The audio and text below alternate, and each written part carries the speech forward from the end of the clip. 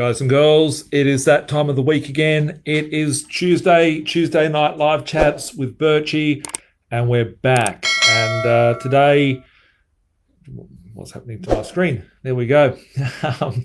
Today got something which is the top of everyone's talk, which is what happened with the selection over the weekend. So just thought I'd get us started with a couple of little things to talk about. First one is the speech. 25 seconds worth, guys. Down. Down. No. Can we have order, please? Can we have a bit of order? I intend to run an orderly government, and it starts here. So, behave. Behave, everyone. Behave. You've heard the man. Behave. A lot of people ask me, is this really bad? What's going on? How's it going to affect my life?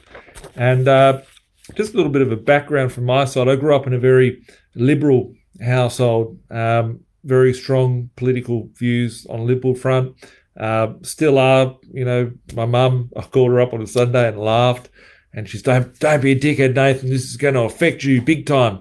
And, my mum's like 80, and I said, Mum, you've just had a politician, there was a liberal one, that took away your freedoms of choice, your freedom of your body, printed $1 trillion worth of debt, got the country in a big amount of debt than anyone has ever done in political history in Australia.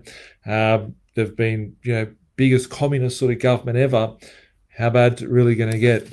And it takes me to this little photo here. And this is my thoughts. It was a meme that I saw somewhere, and it really sums things up, right? Everybody thinks that is their politician, right? Everyone believes it's their politician. But then you have the corporations that are out there, right? The corporations. And then you have the banking elite, which is the big daddies over the top. So today I'm going to talk about my views, my thoughts, and how it really affects us. Does it really affect us, right? Doesn't really matter. I don't care who's here. I'm not going to be making decisions based upon this. I'm not making decisions on this. It's a bigger picture, guys. It's a selection. It's not an election.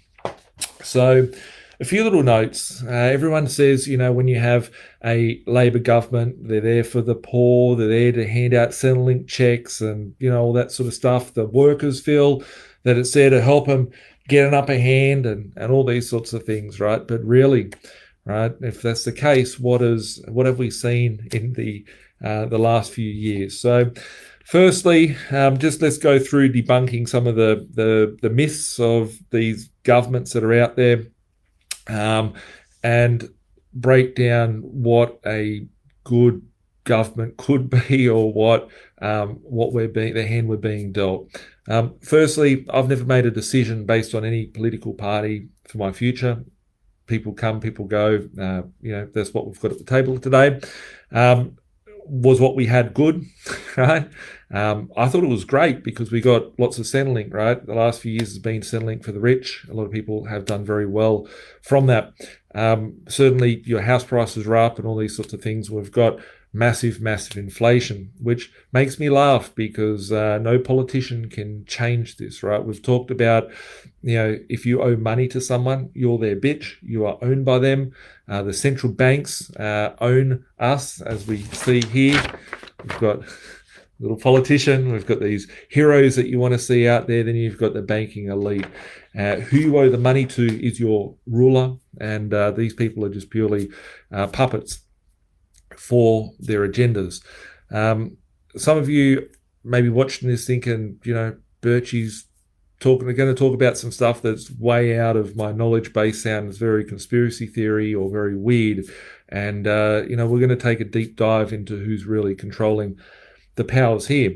But if we go back throughout typical Liberal and Labor, right, I've talked about this quite a few times. If you look at, a recession that we had to have in 1992, was that caused by Paul Keating? no, right? A lot of people do believe it was. However, when you go back and look at it, every single country around the world was in a recession. He was the avatar at the time. He was put up there. He put a lot of policies in place which actually shaped the world that we have today. The policies that Keating had, he had the Medicare and all that sort of stuff with him and Hawkey. But most importantly, they created policies to get the mum back to work and have childcare rebates. There was other policies that were in place, like building of super funds, which created liquidity to bail out the falling stock market, because in the late 80s, early 90s, we had massive stock market crash.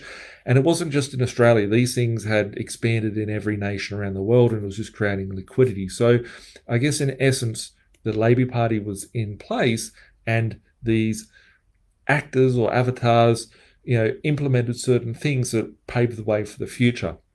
If we look into, when Rudd and Gillard came in and that sort of shit show, what happened, right? Was there a recession? There was a recession, right? Kevin 07, he got in 2007. The GFC occurred, right? It had nothing to do with this bloke. He was there and he was in charge. And every time these actors are in charge, they just print off massive amounts of money. And if we look at now, will interest rates rise? If interest rates rise, it ain't because of Liberal or Labor, right? We've already seen interest rates go up. We were in a recession, and that's why the Liberal Party just printed off. When I saw the speeches of both of them, because it's just interested to see, what sort of agendas they would play. It was like Scammo couldn't get out of there quick enough. He was like, okay, I'm leaving. I'll sit in the back bench, 1, 2, 3. And he, was happy to hand over the keys. It was like, the keys are on the bench. See you all later. I've never seen a Prime Minister be sworn in so quick. And I find it very interesting that there was some things missing from the news, right? The things that were missing was the World Health Organization's agenda that they signed up on Sunday. So as everyone was, having their hangover from the partying of the new politician or whatever, no one questioned, and there was nothing in the media about how there was a deal signed with the government, an outing sort of sign off from Scott Morrison to allow special powers that in case of a pandemic that the WHO could come into our country and control it. And these were signed by 196 of 190 of like 196 countries or something. You have to go check out all the exact numbers. But when we look at who the bigger elite is, right, we're going to add an extra one behind this fella, which is a faceless one. And we'll get into that a little bit later. But in reality, what have we seen in the past? People associate a Labor government with a recession, which is pretty much often what is the case, right? But when we look at recessions that we had to have or not have, they weren't really the cause of them. What happened in 2007, let's just go back to the most recent time of 2007. If we look at the Sydney market, those of you that have been in the market long enough or remember it, or your parents would remember it, Sydney property market went up all the way to about 2003, in Sydney. The market crashed between 2003 until about 2008. It was the stimulus measures that Kevin Rudd had put in place and the banking elite had put in place. There was no first home in a grant. The interest rates were 725 basis points at the RBA, not 35 like they are right now. But at that point, when the recession hit, they dropped interest rates and they printed out so much money and created all this money. And that's why they say Labor get into debt, but they need to print off all this money to stop a recession. We've just seen massive amounts of money getting printed to stop a recession. So it's going to be very, very interesting to see what comes this time. But if we look at what happened during that time, was it all bad? It was not a cause from that dude, Kevin 07. It had all these stimulus packages, first home in a grant of $14,000. Remembering that a property at about $20,000 at the time, you could have for that property at say 200,000, 250 grand, and you got 14 grand, there's a 5% deposit plus closing costs, no stamp duty, all those sorts of things that were introduced at that time. So there was a lot of stimulus packages. There was also a massive amount of stimulus. It was really big at the time. Everyone got like a $950 check from Kevin Rudd. It was a stimulus package he said, go buy a fridge, go buy a TV, go buy whatever you have to do. Here's $1,000 basically, go buy some shit. So we've seen that occur on the last Labor. Now we've got the new Labor. We've got $1 trillion worth of debt. Just remembering that, in the 1990s, Paul Keating, in the recession we had to have, printed off nearly $100 billion worth of debt. So it's 10 times higher in the last 2 years what has been printed. Now, when we look at some of those policies, we're going to go for a bit of a deep dive into these policies and see what they stand for today, allegedly what they stand for. I have a few little notes in my phone that I'm going to read out. First one is, if we have a Labor government, quite often there's a lot of money printed for certain projects which represent a lot of people at the poor end of the spectrum. Right? So let's just think about it, right? If Centrelink was to go up, a lot of people don't realize that, like myself, I'm probably the biggest winner of Centrelink because all my tenants are paying me rent, right? Rents go up, right? The ability for that to happen. If rents go up, right, a lot of investors will win. If we look at previous governments in this field, they've printed a lot of money. They've also put up a lot of taxes, right? I just saw an article saying that he's booked in tax cuts for the rich, right? So you've got a liberal conservative government that's very, very conservative, which has been giving socialist sort of gifts out to everybody, right? Printing money, right? Today, we've now got this Labor guy giving tax cuts to the rich and taking away from the average everyday person. So it's very, don't be too caught up on that side of things. We had a Conservative Party which was very socialist in their agenda, right? Imagine a government which is socialist by nature printing out these socialist fund tickets for everybody, right? That's what I'm interested to see. One thing that I heard in that speech was universal healthcare, universal education, universal monetary economy. And it made me think very, very carefully of the words universal, right? You've heard these things like build back better and such and such. It makes me think, we're in Australia, we don't give a fuck about the universe, right? Universe is one sort of our world that we have. That's the universe that we're in. But if we were looking at universe in that word, it looks like we're bigger than our country, right? And we're talking about universal being a global sort of government thought. So it's just interesting, the word universal. So just be on the lookout for that. It's very typical for a Labor government to have a lot more immigration, right? So let's assume that we have a lot more migrants coming through our door. What would that mean? Well, house prices have already got, a rocket up their ass. Imagine, an economy where we can't afford to build because prices are too high, lending is too hard, builders are going bust, all that sort of stuff. Now imagine sprinkling a lot of immigration over the top of that we have not seen for the last few years. That will put up pent-up of demand. The only way for us to pay for a lot of these projects, and I've said this for the last 5-6 years before we started going into the Depression, that immigration will be a way to print ourselves out of that, right? We've printed all this debt. How do we pay it back? We need more tax slaves to participate. We can't breed quick enough, so we need to have immigration to get more tax slaves to work harder and to contribute to try and keep that economy afloat. Eventually we can't, we're printing too much money, we end up like the US and we have a downfall of our economy, and then have to take the force off and look at places like China, which is, fully in deservance of being able to have a universal takeover because they've been eating crap for years with low income and low wages and all that sort of stuff. So Looking at the landscape of what we've got here, I said beforehand, this guy said on election night that he would be going to Tokyo for a meeting on Tuesday. It's now Tuesday. I forget what it's called. It's got like the leaders of like the US and India and Australia and some other country. But it's very interesting that he's been sworn in and he's off and he's doing deals around the world, like as if it was already pre-planned that he was going to be doing that. So we've got that. Looking at some of the, I've got here a lot of documents. Thank you, Carolyn, for printing this off, which is the policies of the Labor Party.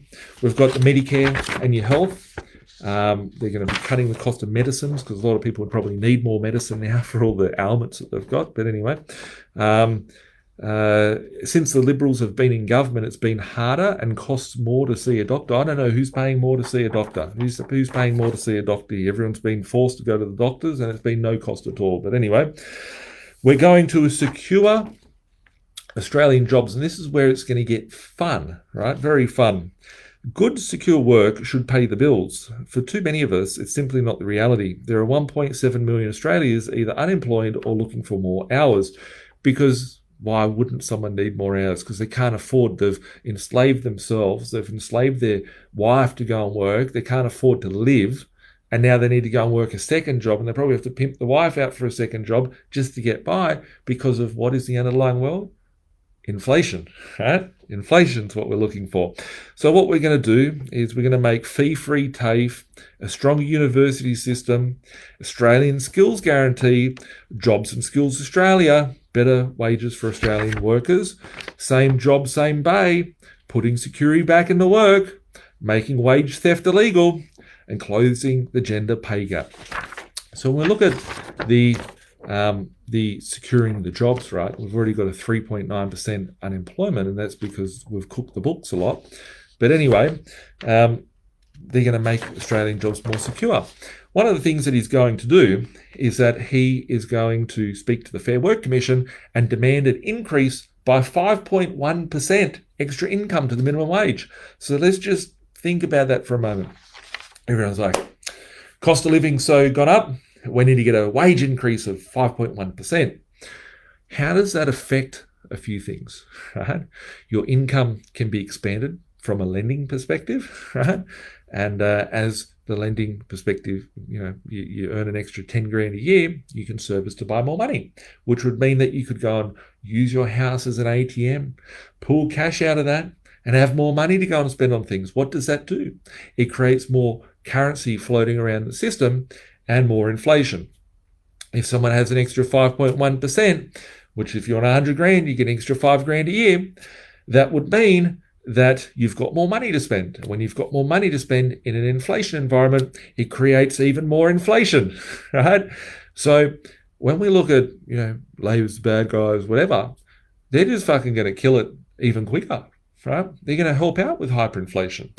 So it's going to happen. Whatever's going to happen is going to happen. Your leader ain't going to change you. No one's going to come to save you. You've got to save yourself. So for all those that are like, got to get some change happening from my politician, you're screwed. You're shit out of luck. No one's going to save you. So you might feel like you're getting extra 5 grand a year, but all your costs have gone up. Labor's plan for cheaper childcare. Do you know why we need cheaper childcare? Because you have to fucking work a lot harder and you get to see kids a lot less. So looking at the cheaper childcare, what that would mean is, let's look at this. Only Labor has a plan to fix Scott Morrison's broken childcare system. Fees are up 41% under the Liberals. Our plan means 96% of families are better off. That's 1.26 million families. No, I think little fucking Timmy would be better off if he got time to spend with his mum and dad. But he can't, because they're out working. They're out trying to earn some more money to go and pay for their lifestyle, to pay for their rent, to pay for their mortgage. And it's going to create a lot more issues. So what they're doing is to create cheaper childcare. They have to now go and make stimulus packages and not give them to you and I, but they will do stimulus packages around the childcare, meaning that childcare providers will be paid from the government. So the children's parents can go and be sold as a commodity and go and work harder and go and earn some more money. Interesting times, right? How families will benefit. It's not packaged up like you're fucked, you've got to work harder. How families will benefit. Under an Albanese Labor government, we'll reduce the cost of childcare to make it easier for mums and children and working families to get ahead. No, living life on your terms would mean that you're getting ahead, but everyone's getting screwed with inflation. So it's just more debt, more cheap money, more cheap credit. How are they going to fund all this extra money, you may say? Well, they've got $1 trillion worth of debt now, right? So they've got $1 trillion in mortgage, in government bonds that they have to go and pay for, which has to be very cheap. If it goes up, then they go broke. So they've got to manage that over on the side. But now they've got to find more costs because they have to pay higher wages to these childcare providers and higher things. So their debt is going to spiral out of control. Right? Now you start to see the picture. There is no way out of this game that they are trapped in, right? That's when I looked at Scott Morrison's face in this, like, I swear, he's like, there's the fucking keys. See you later. I'm taking my 300 grand pension and I'll be off in the sunset. It was literally, that's how it looked like. A future made in Australia. A plan for good. Secure jobs. A country that makes things again. Australia is blessed with natural resources, but under this government, we're missing out on the opportunity to value add and employ Australians in manufacturing. Labor government will provide 15 billion of capital to invest in job-creating projects through loans, equity, and guarantees in resources, agriculture, transport, defence capability, enabling capabilities for renewables and low-emission technologies. Let's be very, very clear on that, right? Let's look and see where they're going to get the money from. Resources, agriculture, transport. So they're going to build infrastructure projects and get people working for the government. So taking them off those unemployment lines, and instead of their houses that can't be built, they're going to have bridges and roads that they're going to be building. And then they're going to keep all those concrete trucks employed and the tradies employed by making government jobs. But these jobs are not providing stuff for everyone else. It's just providing stuff for the state. How do they pay for that stuff in the state? Well, they're going to have to take on more debt. And how much would that debt come in at? Well, it's currently going up, right? How high will it go? Is it going to go to 2%? Is it going to go to 3%? Well, time will tell. If it does, these guys are fucked. So just that's why I'm so excited. I'm like, nothing changes. Nothing changes. So Labor will invest in manufacturing sector to get the cheapest energy, right? So my mate John, right? He might be watching this. He may not be. My mate John, he is into electronics, right? And some of you guys may or may not know that I have some electronics interests out there. Those electronic interests, span to green energy, i.e. a solar farm. So he's a geek in this space, right? I'm just the ideas guy with crazy ideas. This guy understands how to all the electronic stuff, right? He sent me this video last night saying, I cannot believe it. Like to my world, he has no idea. And to his world, I have no idea. Just, we're school friends, right? And he sent me this thing about, he goes, I cannot believe it. He goes, you can call this whatever you want, Nathan, but electricity is going up 4 times. There's no way for it to not go up by 4 times. So your electricity bill this year, 4 times higher. The cost of the electricity is 4 times more, right? And that's coming from inflation because the commodities required to generate the electricity are going up. Commodity prices are going up.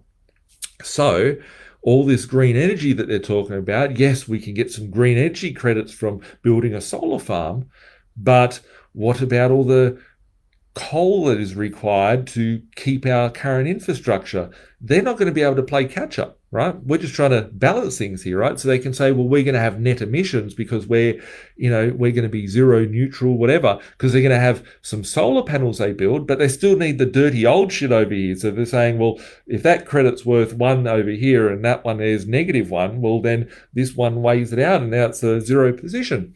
So looking at it, 1, our electricity is going up a lot. but there's also a lot of infrastructure projects that are surrounding resources. And I said that we would see a massive mining boom.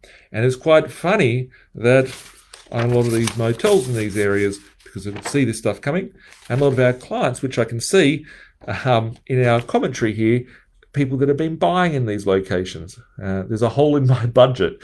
Yes, right. There's a jingle for those that haven't been seeing the ad. I saw it. It's there's a hole in the budget, dear Labour, or something, right? But it's interesting. It's a very interesting time that we are heading into. So it's one thing to go and consider, right? If we go and say, oh, we're heading into a recession, right? Australia, everyone goes, oh, China, they just make cheap shit. We can go get our stuff from China. It's good. We'll just make them make us cheap TVs and stuff. It's great. When you really look at it, we're China's slaves, right? We've got all the shit in the ground that they need. They need us to get it out so then they can go and make their money. So we have some strong value here in resources in our country. So in this world that we live in, I think that if we go and look back to Kevin 07, what we have as a trend, as a very similar sort of thing back then, we had a big mining boom in our country. I believe that we're going to see a big mining boom and a big bunch of infrastructure projects. And when we see that, we see other things flow on from that. So, it's not all bad. A lot of people can be disadvantaged, right? People are saying to me, Nathan, what happens if taxes go up? And this is just not in the budget pages, of course. But what happens if taxes go up? What happens if I can't save enough?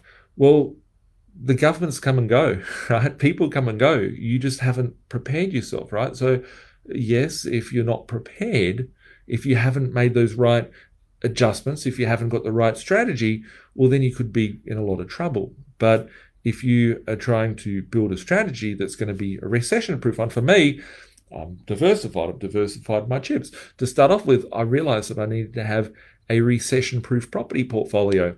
A lot of people are hocked to the hill. They're speculating. They're thinking that you can buy land, build a house, and you'll just inevitably make money. But that is stupid as a model because property isn't linear, markets aren't linear, and markets do change. Some markets go up, some go down. Just in the time that we've seen the boom in the last 2 years, there's still areas that are going down in Australia. There are markets which are cheaper in 2022 than what they were in 2007 and 2010 and 2015.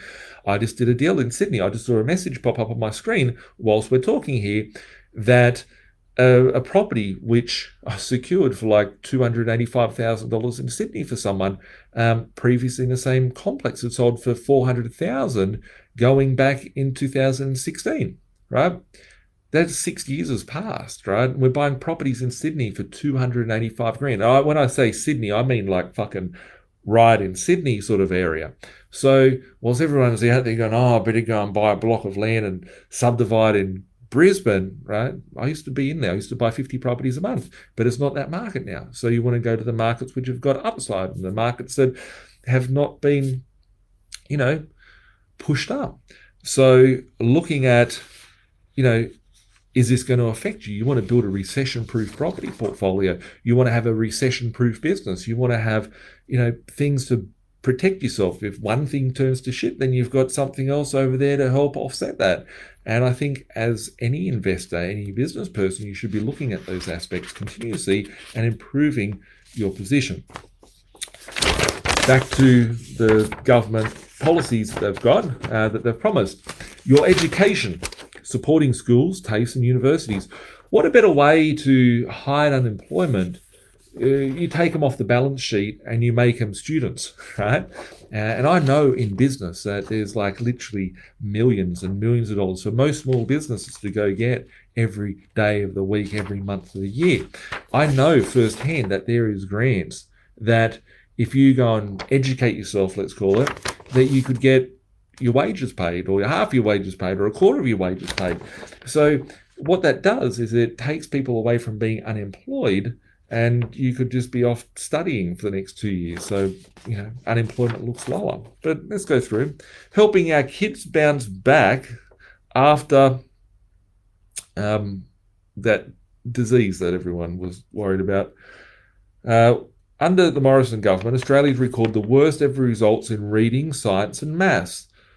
I know, because they're just fucking brainwashed from propaganda. But anyway, Australia is being left behind in the global education race. We need a Labor government to stop the slide.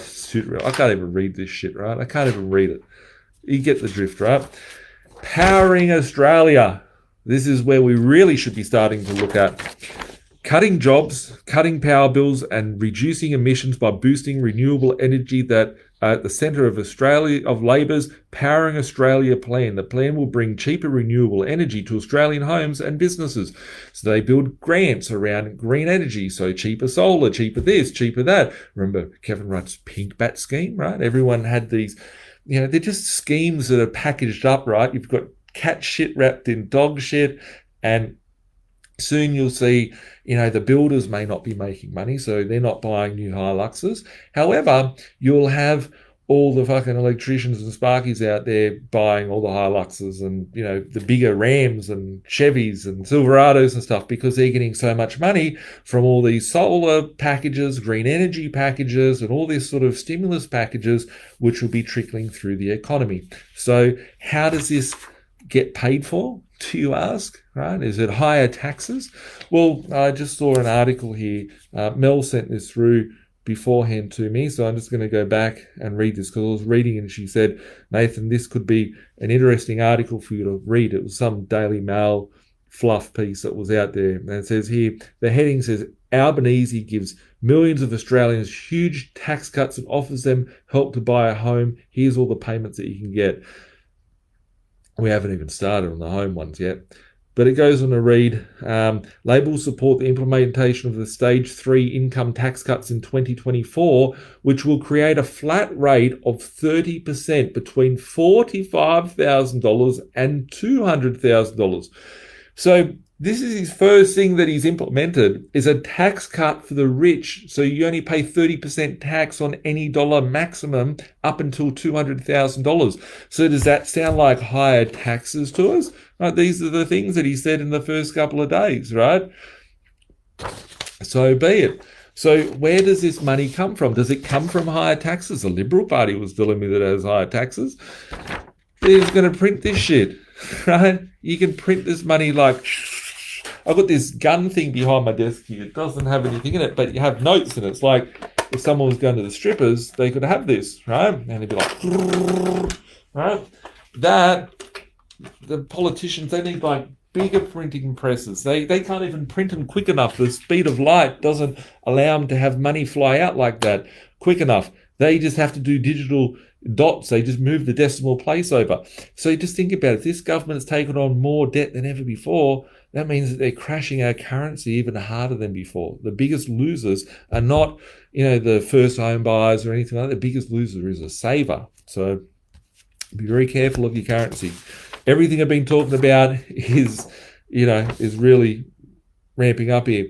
Labor's economic plan and budget strategy as we emerge from the scam. Australia is unprepared for the most pressing economic challenges: rising inflation, falling real wages, and not having enough economic benefit to show for $1 trillion in public debt. So they're admitting $1 trillion in public debt.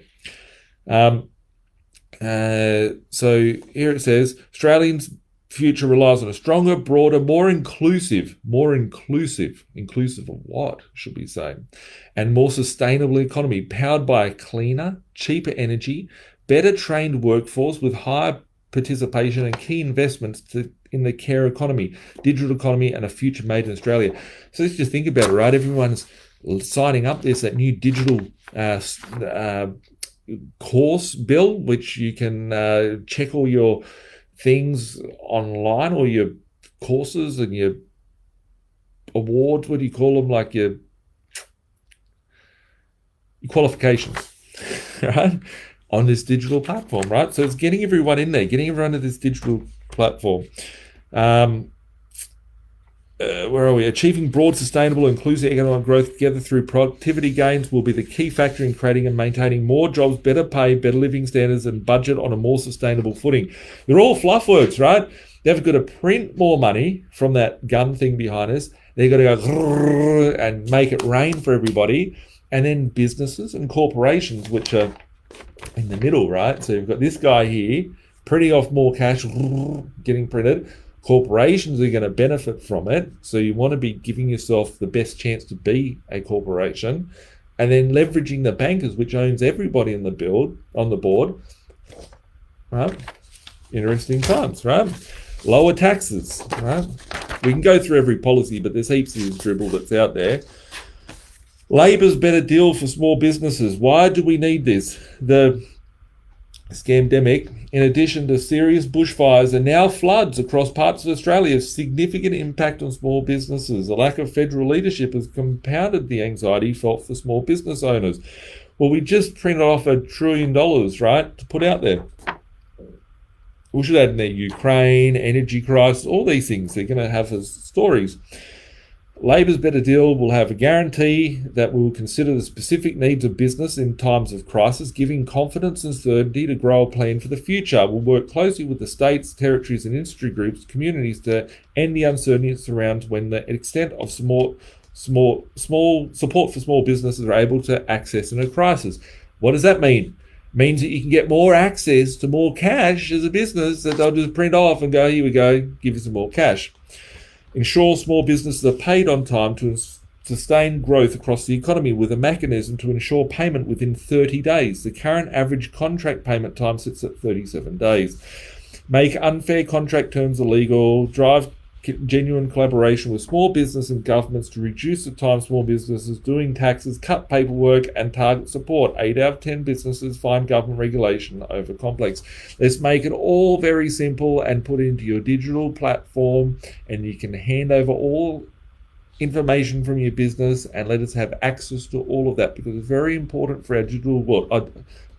That's not in there. It just sounds like it would be something that would be attached to it. Draw on Labor's history of working with unions, workers and industry to deliver better outcomes. Unions are very different nowadays, right? Unions are these corporations, right? Imagine a union going into Google, right? Imagine a union. Unions are fucking down here on the scheme, right? These big corporations, they make it look like that you've got hope, but it's not, right? We'll get into some of them soon.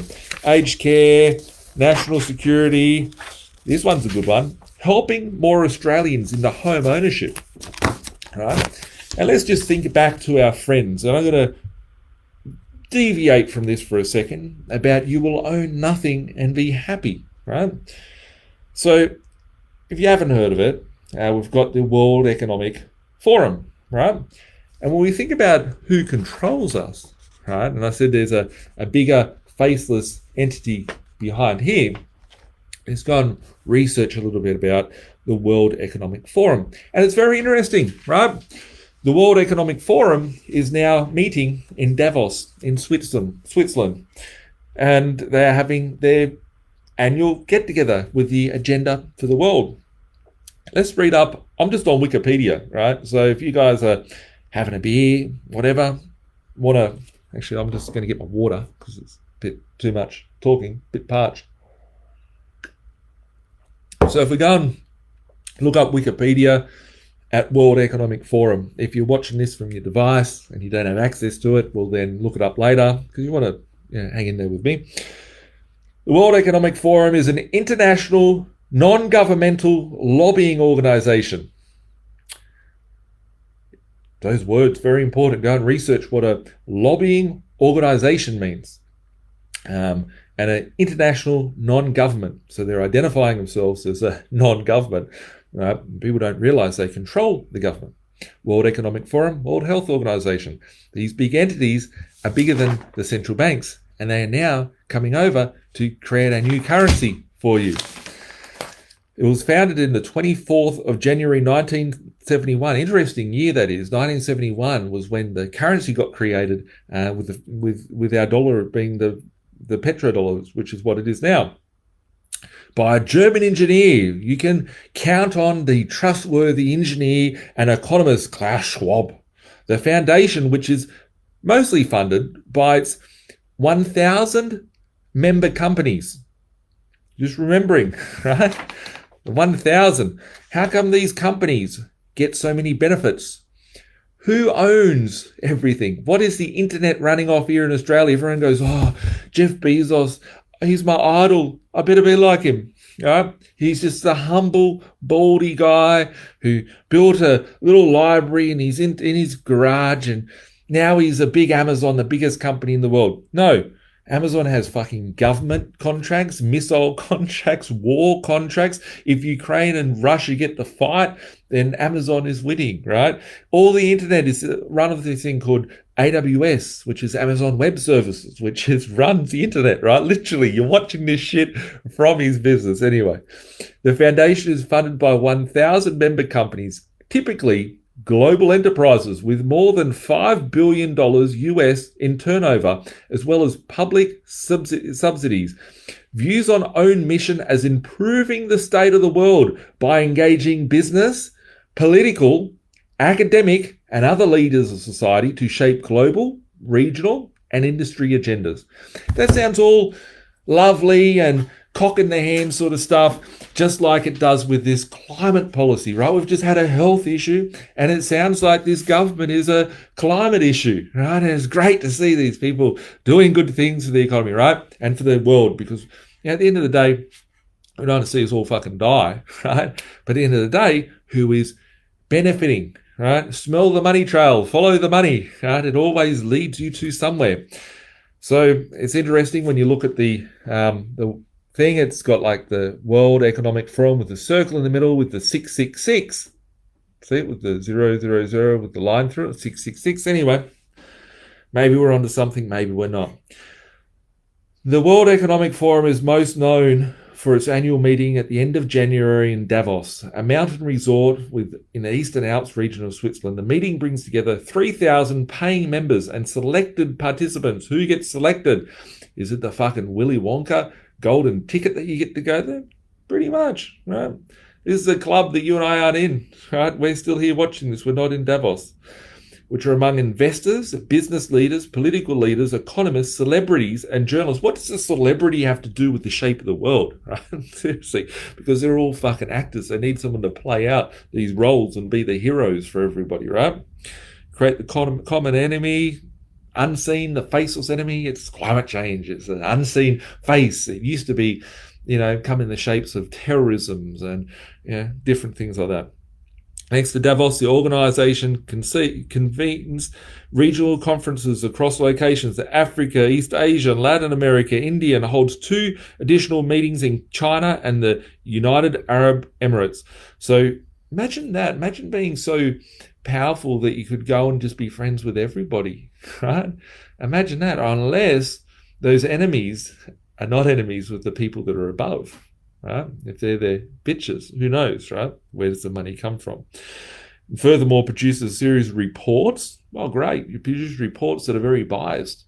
You've got a whole pile of actors there which show you that, it must be true, right? That's your trusted scientists, which are your own people. Just think about that. Everyone's going out there going, it must be true. They told me on the TV, right? Whatever. Anyway, so goes on to read about this.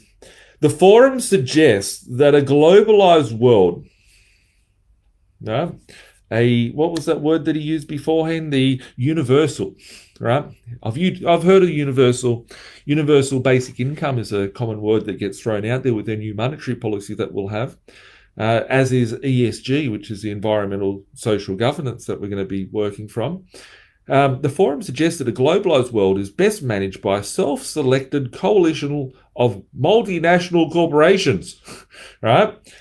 Governments and civil society organizations, CSOs, which expresses through initiatives like the Great Reset and the Global Redesign. Right? I'm not making this shit up. This is on Wikipedia.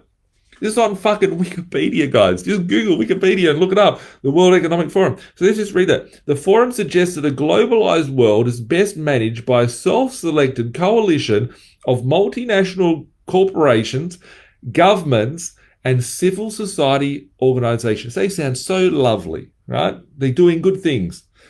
which it expresses through initiatives like the Great Reset and the global redesign. It sees periods of global instability such as the financial crisis of 7 and 8, the word I can't say with the numbers at the end of it, scamdemic, as window of opportunity to intensify its programmatic efforts.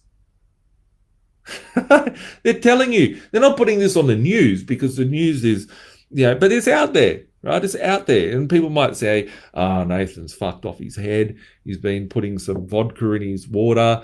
He's smoking bongs, whatever. But I need to know this shit, right? Because I have my own fucking brain and I think about things. I'm not just sitting there going, he's a fucking winner, right? Ask questions, follow the trail, right? This is important because this information, when you start putting the pieces together, you go, okay, well, none of this really matters. All of this, what we think our leaders are here, are just middle management. There's many more layers that are deeper than this, right? I can go right into it, right?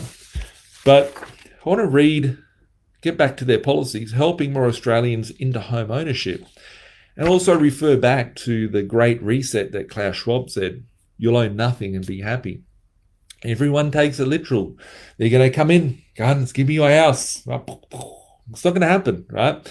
People will hand over their rights. They handed them over with their children, sending them off to childcare. They're handing them off to many other things, right? Getting, things put in them, whatever the case may be, right? You'll own nothing and be happy. Is it going to happen because they're going to take all your shit? No, there's going to be a big war. Everyone's going to go, you're not taking my shit.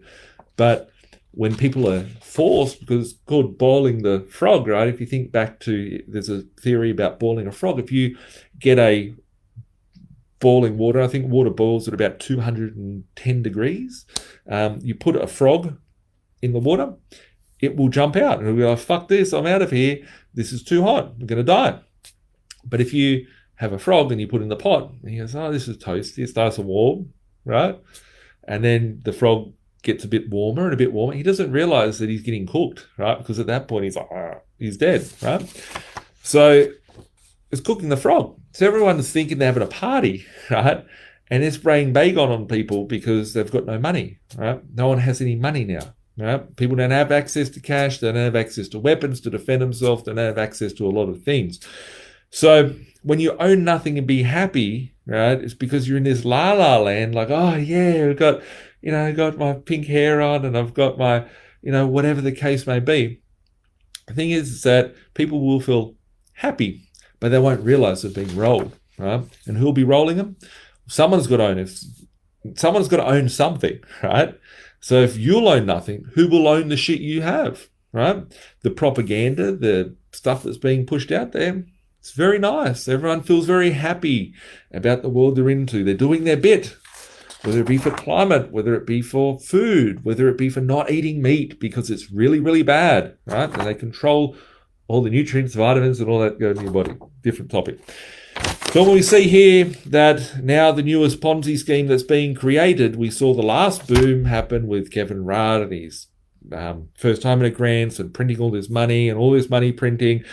Now we're going into the government will co-own your property with you. So the Labor Party has dedicated for 10,000 lucky Australians that they will only have to put down a 2% deposit and they will be able to purchase the property. So there's price caps here, which we need to go and look at that because it's very important, right? And this is property related. We're very property sort of business. So I should keep it to a lot of property stuff in here as well in between all the fun stuff. But it's all interrelated, right? Our slogan, live life on your terms, right? It's meaning on your terms, not on some politicians, not on some little greedy Z word style globalist, right? This is to live life on your terms. And these are really important things that I don't think people understand or are sharing out there because they'd be too scared to be censored or look like an idiot or whatever. But I just do this for fun, so let's go. So if you were a person buying a property and you're a first home buyer, you only need to put down a 2% deposit. And let's say it's $1 million, that's 20 grand, right? You could get that from an incentive. You don't have to pay stamp duty because you're a first home buyer. And then the government will put down 40% of the deposit and buy the property with you. So the question is where's the government getting the extra 40% from? Firstly, they're going to print it and they're going to make derivatives out of your properties. And then they're going to make it against some sort of super fund product or a bond and package up the cat shit and the dog shit and make you feel very happy that you've got into a home. Great. In 1990, you could afford a 600 square block with a house on it and a garage attached to it. Now, you got a fucking unit, right? And it's $1 million and you're in debt and you don't even own it because you only own 60% of it. The government owns the other 40% of it. And all these people will feel happy. And then people will be like, oh, well, my super fund. No one questions their super fund. Oh, it's just money in my super. No, it's $250,000 of your money that you got no control over. Some commie does, and you don't. Everyone should be questioning these things. So we're going to have people owning properties. And then the government, what does the government do with these 40% deposits, do you ask? Well, they're using you and I and everyone else playing on the board as their collateral. And I explained this in a podcast recently, is who is a beneficial person in the market. It's anyone in the market, right? You may not have a loan for the bank, right? But you're their asset because you are then buying up their shit in the market, creating a value to their loan for them to play with, right? So they are now packaging you up as a derivative by giving you that opportunity that you may not be able to afford. The people that got in early, just like any Ponzi scheme, are going to benefit greatly. So that means people like me, very happy by it, right? People like a lot of you watching this, very happy by it because all these other people that are poorer and can't get into the market now are going to be taking up this grant. Like, yeah, let's get it. It's the only key we've got to get to the market. And then now you've got people that can still service for $1 million, and then the government put in $400,000. Now the $1 million goes to $1.4 million and drags up that market. But I think it's very important to look at the property price caps that they have outlined here. And it says here, New South Wales and capital city and regional centres, property price cap, the property must be under 950,000. So maybe they might build concentration. Smart cities for everybody, right? Smart cities, just think about that. That'll be a word that'll come out a lot. It'll have biometric cameras. It'll have little robots traveling the streets. It will have certain things. It'll have 5G. It'll have very fast internet. It'll have this. It'll have that. It'll have green panels. It'll be completely run off green energy, and you will be fucking blessed to live there, right? And all the way that they'll have their very super fast fucking train that'll take you there to one of the other concentration camps like Sydney or Brisbane or Melbourne and connect you together. You'll be very, very happy living there, and it'll create those markets to go up and you'll be fully controlled. But anyway, the price cap of 950,000, which is why I've been saying recently that I've got my fifth key to buying a property. First one is to buy it below market value. Common sense. Second one is to buy it where it's got upside for capital growth. So some other suckers will come in and buy the property and the price will go up. Third one is to make sure it's got positive cash flow. So then you're earning money each week. It's taking care of itself. It's going to be a recession-proof property portfolio. Number 4 is what I've been talking about the last 2 years, which is making sure that you're buying an asset that is less than replacement cost. That's it, right? Want to buy it. Like I just bought a house last week, right, for me to live in, and it was cheaper than the cost of building the house, right? It's a big fucking mansion. But if I wanted to go build it, it's going to cost a lot more. So I bought it in my street and I can just move up a few doors and it's already built. It's mad. So I want to buy it below replacement cost. But number 5, which this house didn't have it, but on 99% of all the properties, is that I want to make sure that the property is in a market range where people's incomes can support to pay, right? What I mean by that is affordability.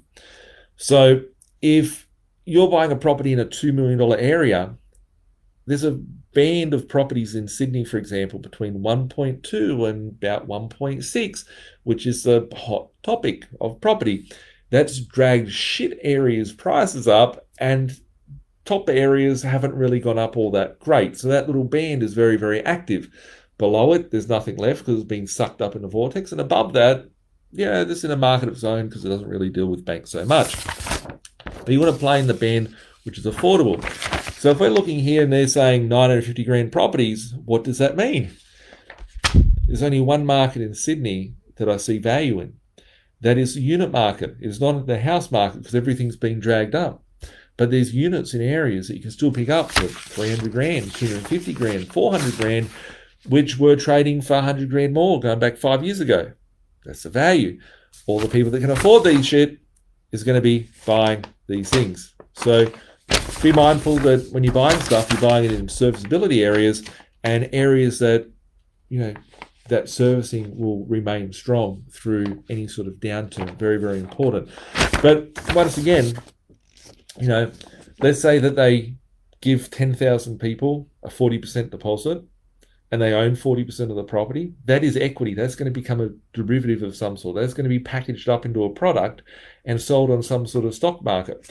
Or is it going to be owned as a part of the global initiative to have clean energy and clean this and clean that? And if you're a business and you work for a business, you get a bit of a share in that little fund that has something to do with something else, right? We're heading into that 2030, you'll own nothing and be happy. People are going to hand over their shit. Does it mean that you're going to lose everything you got? No. But it means a lot of people are going to be financially destitute, which is what we are seeing now because quality of life is not what it has been for previous times. I haven't even read this thing, right? But here we go. The next one. Building a better future for our region. Responding to the challenges and opportunities in regional communities. Labor recognises contribution to farmers, workers and regional communities to make sure Australia's agriculture sector, which improves diversity and economic exports, creates almost 300,000 direct jobs, provides critical independence to our national food supply and is a hallmark of our national identity. They're going to be fucking with your food supply, guys. Secondly, where are we at? I'm just reading some of this. Bolstering Australia's biosecurity system. Supporting forestry sector and addressing timber shortage. Smart cities, ring a bell? Anywhere in here? Green cities. Supporting sustainable fisheries, addressing the crippling agriculture. Agri-tech hub. Why do you need agriculture and tech? Because they're creating random food. GMO food. It's crazy. Supporting the Regional Australia Institute. What is this Regional Australia Institute, you may ask? I've never really looked into it. Interesting. Equality for women. As far as I know, right, we live in a country where women can drive, women can vote, women can do whatever. Women are great. They can reproduce. They can do lots of things, right? Don't want special treatment. They want equality. They want to have the ability to go to work and work harder, right? It's a very controversial topic and we're not going to go on there too much, but, childcare rebates, getting the mother out to work. She has to work harder to pay for that higher mortgage, higher living expenses. Now there's more money flushing through the household. You can see the prices going up. Women's safety, very, very important. I'm not going to go too far in there. I think it's important, whatever we can do to help out troubled circumstances that women get themselves and face to see. Protecting our unique environment, a decade of cuts and mismanagement. Labor's plan to protect our environment, help more old Australians and equal fighting corruption. Fucking corruption. I know they say charity starts in the home first, but maybe we should look at fighting corruption where it starts from at the top. Better support for disability. Robo-debt, Royal Commission. Disaster readiness. This is a fun one. Improving Australia's disaster readiness. Investing $200 million a year. What other disasters we're going to start seeing? Labor will better fund the ABC. The Communist News Network. Labor's plan to future-proof Australia's water resources.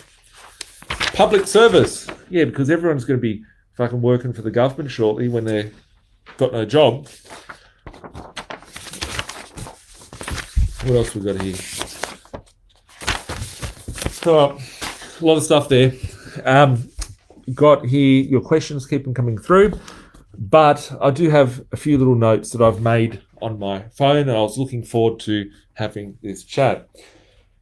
Important, protect yourself, right? Protect yourself.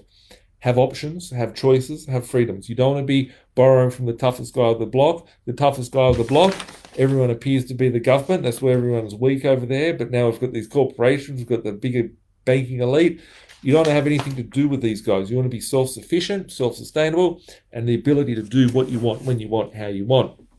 So make sure that your strategy, whether it be property, whether it be business, whether it be personal, whether it be family, whether it be your food, whether it be your mindset, make sure that you control that. Make sure you've got a recession-proof strategy to get you through a tough time should it occur. You have good times, you have bad. If we had a big crash today, I would find nothing more fun than having a big crash, because I would go and pick up a lot of stuff cheap. I'd take advantage of the situation. I'd be doing deals left, right, and center. I'd love it. But when we look back in the future and we're ramping up and we're, playing with the calculator, right, and going, wow, imagine if we start adding, more inflation here and more inflation there. It's very quick to expand and run out of control. So be diligent on that front. The World Economic Forum, talking about what we talked about beforehand, right? Please just go and really look into World Economic Forum, right? And look at just Wikipedia, right? And Wikipedia is always like making people look good that were good and people bad look bad on there.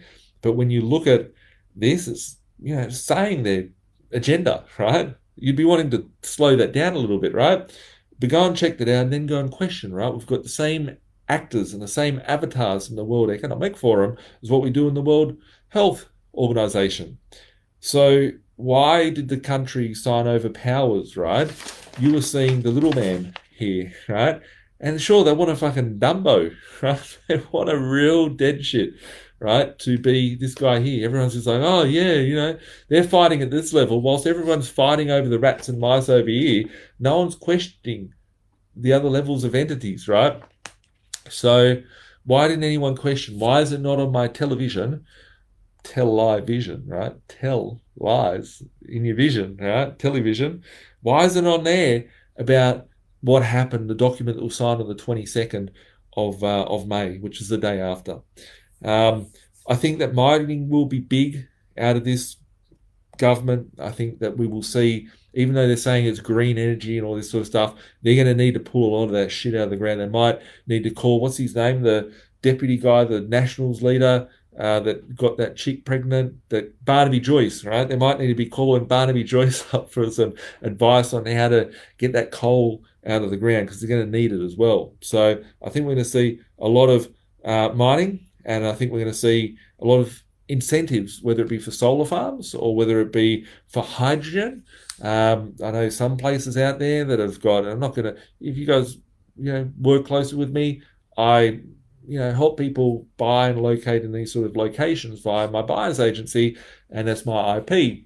But, you can, if you want to go do it, try and find these areas, and, I'm not going to give away my IP, but, there's little rabbit holes. So if we look at Labor, some of the biggest booms have come off the back of a Labor government, have occurred inside of a Labor government. For a lot of people, it might be shit, right? But for a lot of people, there's a lot of opportunity. So just be mindful of that. Have a recession-proof property position anyway. Any way you should have it. I think that if someone's upset of the leader that's running the country, should be looking more at why are you upset. Is it because you're not going to benefit from it? Set yourself up so you can benefit from no matter what, right? There's lots of things, right? I could be as I said beforehand, you could be watching the biggest Centrelink recipient of the world because of the way that the money flows, right? So just be mindful, like set yourself up, make sure you're being a part of the action, right? Make sure you're being a part of the action. It doesn't need to be property related. It could be your business. How can you move your business to benefit more from it, right? There's lots of opportunities out there. My view is that you've got the same shit going on, right? We've changed 20 people, 50 people, maybe 500 people maximum that ran this country. 500 people. And they've all got a parameter of what they can work with inside, right? They can only work inside that parameter of what they were given. So you haven't seen the commissioners change. You haven't seen the head of the judge system change. You haven't seen the head of the medical area change. You haven't seen anything. You've seen a cabinet of a few ministers that say, oh, yeah, he, she, whatever, and that are given agendas from faceless people, right? Pushing those agendas. If they don't do their agenda, they get thrown out in the bin with Scammo, right? So understand that the sun will still rise from the east and set in the west tomorrow, and it will continue to do so until fucking everything implodes, right? So it's going to be okay, folks. It's going to be okay. If you had the Liberal in, right, and just think about this, right, for all those Liberal folks out there, if you had Liberal in, why did everybody turn on the Liberal Party for, right? Could it have anything to do with the sneaky forced mutilation to people's bodies, right? Let's say 90% of people got it. 30% might have been like, get me it, I want it, give it to me. And that's cool, right? Get it. But the other 60% were either coerced to from their friends and family, and probably the other 30% were forced to keep their employment or their ability to go and see their friends and family, right? So who was the one that you want to talk about taking away your assets or taking away that? They're taking away your right to your body, right? So, who forced you to stay in your house, right? Was that your elected official, right? Or was it a power to be that was greater than them? Because it was very odd, right? Who was the one that forced mandates that were inhumane? There was think about like any of those movies, right? Like the Stephen King movie and The Whole World Ends, or what's that movie with Denzel Washington and he's the last person, Book of Eli, right? Like you're like traveling the world and trekking it, like there's going to be pirates out there and people are going to kill you, right? This is a world, right, where you should have the freedom of choice, right? If I'm going to kill myself by walking outside in the deadly apocalypse, well, then I'm going to kill myself in a deadly apocalypse, right? So be it, right? That's my choice. I should have that choice. But no, that was taken away from everybody. So, in short, I think that, everyone's saying it's not going to be easy under Albanese. I think that he's going to accelerate a lot of things, right? Inflation is going to get accelerated. Increases of things with stimulus packages accelerated. The climate change action, right? We're going in. I literally sat on this same camera filming the same thing to the same platforms, talking about the next phase of scamdemic would be a climate-based, energy-based one, right? Electronic vehicles. It's by no chance that there's a lack of chips that are going into these cars. But how come there's so many electric cars getting built, right? They can't get those fuckers out there quick enough. Don't they have all computer chips in them, right? Is it because the funders of those cars, right? The car is not your asset because you don't own your fucking car. You've got a car loan attached to it. The owner of the asset is the financing company, which is the banking elite, right? It's the guy at the top that goes, well, our products, we've got to change our product offering, so we're going to not print as many of these shitty old diesel cars that we're going to scam everyone into. We're going to give them electronic cars so we can control them even more and give them more things, right? You've been a bad boy. You didn't stay in your house at night and you posted something bad on the internet so you can't drive today and your car's fucked, right? Those guys, is kind of interesting that these agendas are very, they're saying the right thing to, is what the global's saying, right? So all these things are going to lead up to more inflation, more childcare rebates, more money can be earned, more money being paid. Let's think about a childcare centre. The childcare centre, the wage goes up by 5.1%, meaning that all the workers there are going to have to now go and they'll have more money to go and spend on fucking tattoos and JB Hi-Fi and fucking dyeing their hair green, right? You've got more people that who's going to pay for that? Is it going to be the mum that's dropping the kids off at 7 o'clock in the morning instead of 9 o'clock? No, it's going to be the government, right? Where are they getting the money from? They're printing it and then paying the childcare operator the stimulus package to then allow that to occur, so then the mum can go and earn some more income because they need to for the cost of goods. But then that's going to become unattainable because they can't afford it anymore because everyone's doing the same thing and the cost of goods are going up everywhere. So we're going to see exactly what happened. What we're talking about is going to happen. It's going to happen.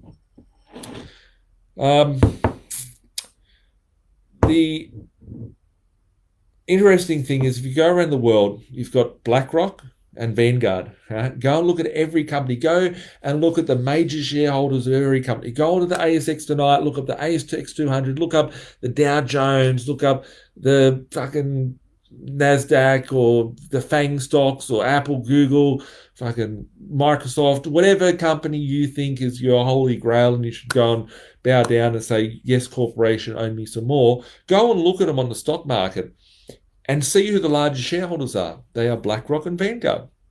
And these guys are now creating new financial products, which are your homes. And they're going to be taking them via these lobbyist groups and these influential groups to governments to then take your shit, right? So just stay diligent, guys. It's not all that doom and gloom. It is for a lot of people very doom and gloom. And I can understand it, but it doesn't have to be. So be diligent.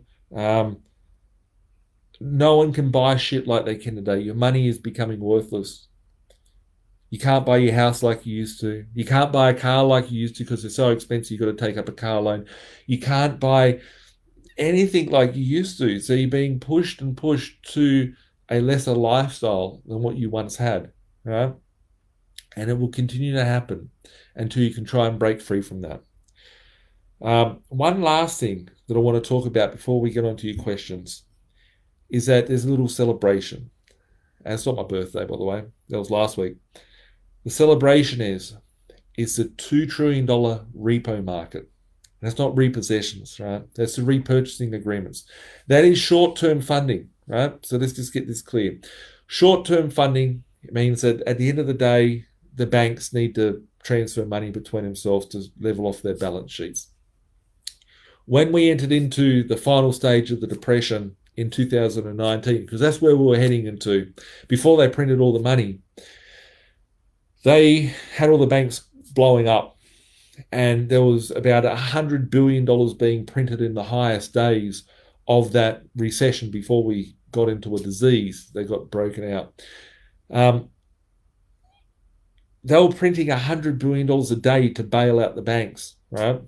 And then, all these stimulus checks, everything was fine, right? No problems then. Strange. The repo market fucking reversed and they were able to clean up the balance sheet at that point. It was called a reverse repo operation at that time.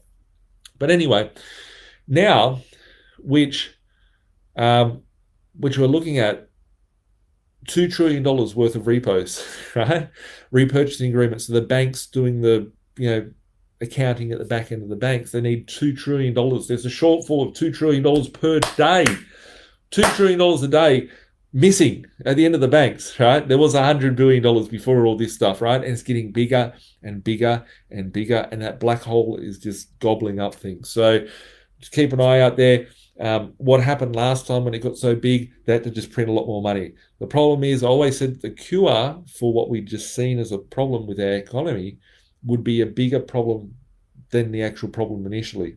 The solution, the tablet. And I'm not talking about this tablet. I'm talking about the pill they gave, which was printing money, cheap, easy, available credit. It's much bigger of a beast, and I think that bitch is about to blow. And I wouldn't be surprised to see it happen in 2022. Whenever it is, it's going to blow. They're going to have to print more money. They're going to have to give more stimulus checks. They're going to have to make things cheaper, and it's going to be great for a few people, but very bad for most people because everything's going to go up in value. On that note, guys, I'm going to go to your questions and comments. So any questions you got, I'll flick through them. Won't be too long, but let's go through them. And something you want me to answer, I'll answer it. Hey Birchie, if our domestic banks start to see lots of defaults in a way close to the percentage of bad debts, will we see the banks do all monies clause or bail-ins, etc. on people? Look, we've seen them in the last 2 years. They put mortgage holidays, they put all these protections in place. You are the asset. If their loans blow up and all that sort of stuff, they're not going to. You are the security of the bank. You are the asset of the bank. So they're going to have to, go negative interest rates and all that sort of stuff. So I don't see them defaulting them. If they default them, they'll blow up the whole system. It's too far down the rabbit hole for them to let the whole system default. They should let it default, and that would be the right thing to do, but they're not. So that's my view on it. Lydia, hi. Michelle, hi. Hope you're doing well in Queensland. If you have a property, and we don't manage it, if you have an investment property and we're not managing your investment property, you can pay a real estate agent to manage it, or you can pay us to manage it. And my team are much greater as a revenue manager than any real estate office that I've ever seen. We're going to, on average, $70, $100, $110 a week more. That's just in some areas. If we look at Sydney, we're still getting the same sort of thing. So, yeah, very, very interesting. I'm just seeing all other people think. So if you do have a property, some people say, I'll bring the property over to you guys when the lease runs out and all that sort of stuff. You do not need to wait until your lease is expired. You can bring your property over to us at any point. Just reach out to my team, give us an authority, and we can go and take care of your property and make sure we increase your cash flow.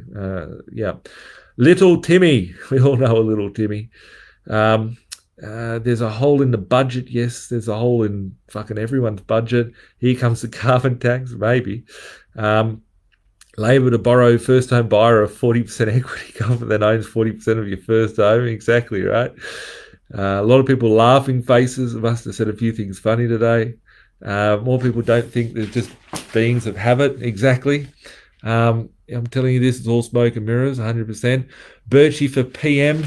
I don't think there was a point in my life when I was younger, I was like, I'd love to be a prime minister, to be the biggest honor of the world, to be able to be the representative of the country, to have everyone to vote for me to be the number one. But I couldn't think of anything worse and more commie and more messed up than that. I don't see that ever being on one of my goals list for any time being in the future. Love the chats. ABC, the Australian Bureau of Communism. Perth here.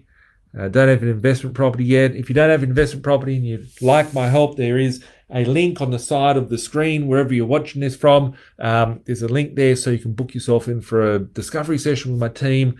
I've got hundreds of staff in the organizations that I own and run and manage, and my team are here to help you guys be able to get to where you want to be on your own journey. A lot of people I can't help. A lot of people I can help. I helped out thousands of people, been a part of tens of thousands of real estate transactions over the last 1.5 decades almost now. Reach out to my team. I actually do all the locating and the purchasing on behalf of my investors. So I do my Facebook Lives, and on the way home, I'll be on the phone to some of my investors, and I do work very closely one-on-one with my investors. So if you need help, reach out. Your thoughts on Metricon, mate? What is the likely outcome? Well, it's very interesting. I'm seeing so many builders go broke at the moment. I used to go out there and buy blocks of land cheap when it was the right market to do so, and would build cheap by getting the builders and getting them out of trouble, would get them the revenue coming through. So I'm very knowledgeable in the building space.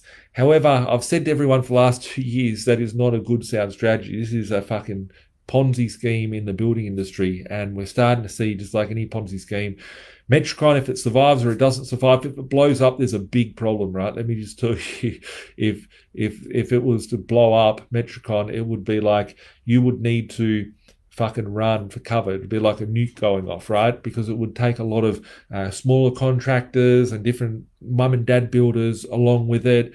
The utes would get repossessed, fucking no one would have confidence, etc. It does look like a run on the banks type style scenario. A lot of people are trying to get out of their building contracts. It doesn't sound good for Metricon. I have spoken to and heard from people from in there that things aren't that bad in there, like people that could be higher up and may not be so high up. I also do know, as we were talking about all these grants and things that are out there, there is, a abilities for these companies to get a lot of funding, like tens of millions of dollars of funding, hundreds of millions of dollars worth of funding from the government. And, these companies may or may not have that funding, which I wouldn't be talking about if I didn't have an inkling or a thought process behind it. But if they were to have that funding and they are still going bust, it shows you how fucked the economy is. So interesting times. For me personally, I'm not a big fan of buying and building at the moment. I think it's too risky. I think it's important to buy assets at a below rebuild cost, especially as high levels of inflation. It's going to really create a bit of fun out there. Andrew, I heard you can't take equity out from... Wow, there's too many comments coming through. I've heard you can't take equity out from your investment property purchased using your self-managed super fund. I've never seen anyone do it, but I have seen recently people that have pulled equity, that have refinanced their loans in their super fund. So if you do have a super fund and you do have that question, might pay reaching out to my team at Zinger Finance. Last week I had Rose online. She would have been the best person to ask. I can't answer that, but if you do want help, I help out with personal loans, like, normal property loans, self-managed super funds, all different types of loans. We write them here at Zinger Finance. So if you need help on that, just reach out, Andrew. Martin, if you were starting your investment journey today, would you be as aggressive as you were when you started, or would you be more diversified and less debt? I would take on as much debt as I could today. If I was starting out my position, I wouldn't be starting out with zero. I'd start off with all the knowledge that I've had over the years. So I would be buying different assets that I would have beforehand, because let's face it, right? I was buying shit boxes in Mount Druitt for 100 grand, 150 grand, and they weren't good, right? It was just that the opportunity was. With I'll say in the next message here, I would be building that same portfolio and a lot more aggressive than what I was beforehand, because I understand how all the parameters play in. But I'll be building it in different markets than what I did. So it'd be fundamentally the same numbers, same strategy. I'd be a lot more aggressive. I know how the banks work, know how the game works. And I'd just be, getting there a lot quicker. And it's quite interesting. Like, some people that are in here watching tonight, might have started a year ago or 2 years ago. They might be at 10, 15, 20 properties. I know people that have got 20 properties in 6 months, 20 properties in 3 months, 4 months. I'd be one of those guys. And I was talking to someone the other day. I don't know who it was. It was like a strategy session. It was a first-time strategy session with an investor. And I was like, I remember days where, I built my portfolio and it took me like 5 years to get somewhere. I had a business partner years ago. His name's Daniel. We're good mates and that. He got his portfolio in half the speed. And then we had, one of our early staff members that still works with me, Linda, she got her portfolio half the time it took Daniel to get there. And I look at it, I think, we're refining the process, refining the skill set. Like, from me 15 years ago, 18 years ago, buying my first property to now, I've learned a lot. So I'd be applying that dramatically. Brock said, "Hey, legend, how long has that rat's tail got left in it?" Well, I keep wanting to cut it off, right? I keep wanting to cut it off. It is getting long and it is a bit ugly, and no one's ever said that they like it. So I don't agree with... I'm not trying to say it's lovely and it's a way to get the ladies, but I just wanted to grow it for the fun of it. And I went too far with it. And now if I cut it off, I'll never have it again. So I'm just growing it until I get bored with it. And I think it's coming pretty soon. If you have any thoughts of what I should do with my rat's tail when I do cut it off, let me know and we'll put it in a little box or something and send it off to charity. What is the next state that you believe will keep increasing over the next 1 to 2 years? Scott, good question. There's multiple states that I see. I don't always throw out my IP. I used to say, the Gold Coast and Brisbane were the most undervalued markets in Australia. And when we saw the market take off, we would see that would be the biggest boom that you would see in that market. That has been the case. We've seen Gold Coast and Brisbane double and triple in a lot of instances. But moving forward, I see a lot of opportunities that may be in very strange locations, right? They could be strangers remote, but they could be strangers, right in the heart of Sydney here. So I do see a lot of opportunity out there in a lot of markets which are still undervalued, because not every market's been sucked up in the vortex. But some of those policies, whether they be green energy, whether they be immigration, there's a lot of potential for areas to blow up in there. Hey Birchie, is the guide on buying between 150k to 300k in capital cities still the plan, or has the market just moved past this? No, I'm still buying in capital cities, 150 to 300 grand. Even in Sydney, I was rattled off a few things beforehand. Yeah, I still see that as being the strategy. So the numbers are still the same, locations are different, but opportunity still out there. Brooke, wishing you a late birthday. Thank you very much, Brooke, for the kind words. Andrew, thanks, Nathan. I'll reach out to Rose. Best thing to do. Luke, what is, where are we here? What is your thoughts on fixed and variable rates at the moment? All mine are variable. I'm not fixing any in. They could go up higher, but once again, if they do go up higher, all that debt that the government's taken on and everyone else in the world will drown them. So I personally still feel that we're going to be going lower. Lawrence, should I build now or wait until it settles down with the cost of building if builders go and bust? I am not here to advise to build or not to build. You'll never have me say that. However, I am not building. Right? If I had a block of land and I was just building my house to live in or something like that, maybe, maybe not. Depends, right? You only know your numbers. Make sure that you're very diligent. Make sure that you're putting buffers in place to ensure that if something goes wrong, you don't blow your fingers off. Fraser, dye it blonde before you cut it off. I was thinking about that.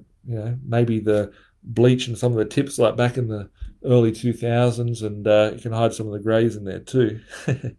ACT, I'm not buying an ACT. I don't own anything in there. I'm not a fan of it. Some people might. Fraser, what do you think will happen in the market over the next 6 to 12 months on the $1.5 to $2 million properties? If I know well what you're talking about and areas that we are familiar with and around where, general sort of area of where we are, I think that is a market which may see a little bit of volatility. The lower end markets, they're seeing booms. Like today, I lost a deal that was 14 properties in one hit because someone come in and paid more. Lost another one as 160 grand. Someone paid 180. So I'm seeing those markets, the smaller markets, go up crazy. The bigger markets, they're starting to be marketing around price reduction, stuff like that. So some markets, just as we've seen some markets go up crazy and some markets not do anything or be a bit less, I think we'll see similar patterns occur. Some markets will not do so well and some will. And that market is one that I think may not be as great. If you're predicting on a $2 million property in the area we're talking about, doubling, it's just impossible for that to occur. So the chance for going up so high is not really there, but the chance of downside risk or it doing nothing is very, good, plausible. So just be mindful of that. That's the opportunity there. G'day, mate. When do you plan on getting rid of your debt? Probably not until the later parts of this decade. I'm still trying to get as much as I can, and I'm very happy with that. Sherwin said, you said that the resource sector may increase greatly this year. Do you think that will also positively reflect properties in cities as Perth and Darwin as they rely on this section? I just got sidetracked by the next one, bleach the rat tail and then dye it hot pink. I'm not a fan of dyeing pink hairs and the green hairs and stuff, but it could be just for a laugh a little bit. The blonde bit, yeah, maybe we'll do that. So if you see me with it, I can be the Blink mascot, Michelle said. As for areas like Perth and Darwin, I'm not a fan of Darwin. I've not invested in Darwin. I think it is a bit over inflated in my eyes of the market, but I do see a lot of other areas that do benefit directly and indirectly to commodities and resource sector being very, very profitable in the not too distant future. So do keep an eye out on those markets, but once again, don't buy into the hype. I still buy properties today for $60,000 that idiots had paid 500-600 grand for 10 years ago. They rent for 300-400 grand. You buy them for 50 grand, 100 grand. People go into the market and go, yeah, it's so hot, let's go and buy into it. It's going up to the moon, and it's like buying Luna coin. For all those that are into crypto, you buy Luna coin and the rug gets pulled. So just be mindful when you're buying in the commodity sector. it is a very volatile market, and it's not a property that you would have as a foundation portfolio for the big long term. You'd want to have strategically purchased properties or assets in those markets, which are very, very low price, below rebuild, very strong cash flow. Certainly wouldn't be going out and spending 300 grand, 400 grand for a house or a townhouse that rents for $700 a week. If you're buying a block of units for 500 grand, maybe. If you're buying a house for 100 grand, maybe. Very, very important. TD, what are some good YouTube channels and others? Lots of people commenting here. What are some good YouTube channels and other experts to get in for updates and education from? I love listening to Kiyosaki and Economic Ninja lately. Good question. I can't really say a specific channel to go watch because people like Kiyosaki, and there's lots of people out there, I like them fundamentally of what they talk about, but I don't agree with everything that they say. So I watch maybe 5, 10, 15 videos a day of content, and I might only like and think, 5 or 3 of them or 2 of them might be good. Sometimes nothing, like I won't agree with everything. What I do is for free, you can go to a website called birchfeed.com. So BIRCHFEED.com. It's for free. You can go to Birchfeed. It'll instruct you to download an app called Telegram, and there's a little feed in there. And if I see value in something, I share the link. I might share some really weird stuff. Sometimes I might share some very economic focused stuff. And with it, looking at, just seeing lots of questions come through here. Looking at, views like one day, the view, like there's a guy called Mike Maloney, for example. Fundamentally, I think he's good when he talks about gold and silver, but 95% of the other stuff he talks about is absolute dog shit. So if he had one good video and 10 videos that are bad, so be it. Peter Schiff, he might say one good thing and 5 things that are bad. So I couldn't agree with everything that everyone says, but there is content out there, and I do like to share it where I see merit. So if you do want to get access to other people's content and other YouTube videos and links and random things that are going on out there, go to birchfeed.com. It's free, no need for anyone to be a tight ass, and you'll get information sent to you daily. On that note, if you do need help with your strategy, if you feel like you may not be positioned well to go through a change in economy, or you're too tilted one side to the other, you want some professional sort of advice, remembering that be very careful where you take advice from out there, especially financial planners and all that sort of stuff. I'm not a fan of them. Reach out to my team. I've got a team of experts that I've got hundreds of staff. I keep looking over there, but they've all gone home.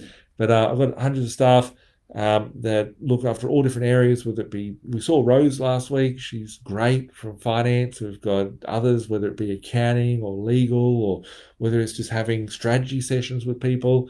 Myself, obviously, I help my investors, build large, awesome portfolios and navigate through these tricky situations. So if you need help on that, the link's somewhere on the screen. Booking a call, it's free.